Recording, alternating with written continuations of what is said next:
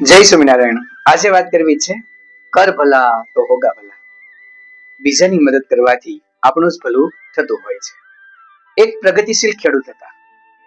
પોતે ખૂબ મહેનત કરે, પરિશ્રમ કરે અને એટલી સુંદર મકાઈ ઉગાડે કે દર વર્ષે કૃષિ મેળો જ્યારે ભરાય ત્યારે એ જ ખેડૂતનો પ્રથમ નંબર આવે.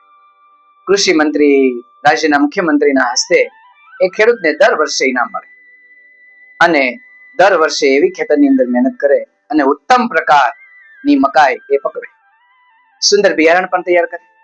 દર વખતે પોતાને ઇનામ મળ્યું હોવા છતાં પણ કોઈ સિક્રેટ નહીં. જે કઈ મકાઈ બનાવે એનું સુંદર બિયારણ તૈયાર કરે અને જેને જોવે ને એને આપે.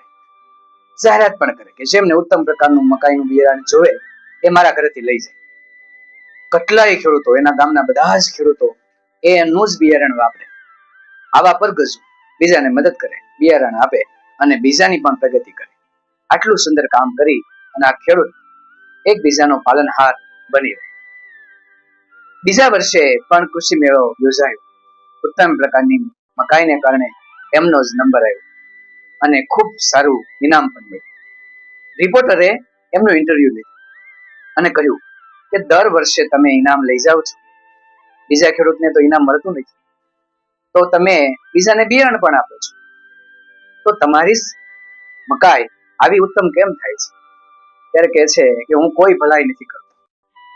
હું જે ભલાઈ કરું છું ને એમાં મારી જ ભલાઈ થાય છે. રિપોર્ટરને એમ નવાઈ લાગી કે તમે બીજાને બિયારણ આપો છો એમાં તમને શું ફાયદો? કે જુઓ, મારી જે ખેતી છે એની આજુબાજુ બધા જ પાડોશીઓને હું મારું ઉત્તમ પ્રકારનું બિયારણ આપું છું, એટલે એ આજુબાજુ પણ એ ઉત્તમ પ્રકારનું બિયારણની મકાઈ ઉગાડે છે. હવે આજુબાજુના ખેતરમાં ઉત્તમ પ્રકારનું બિયારણ છે, આથી ઉત્તમ પ્રકારનો પાક છે, આથી તેની જે પરાગરજ આવશે મારા ખેતરમાં એ પણ સારી આવશે. એટલે મારું જે સારું છે ને એ ડબલ સારું થશે.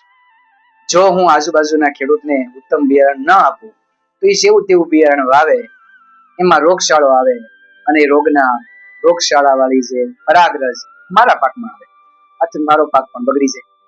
આથી હું મદદ તો કરું છું પણ એ જ મદદ ફરીને મને મળે છે. આથી દર વર્ષે મારી મકાઈ ઉત્તમ પ્રકારની થાય છે અને મને ઇનામ મળે. બસ આ જ રાજ છે, કોઈ સિક્રેટ નથી. મારું બિયારણ બધાને આપું છું, એને કારણે બધો પાક સારો થાય છે, મારો સારો થાય છે.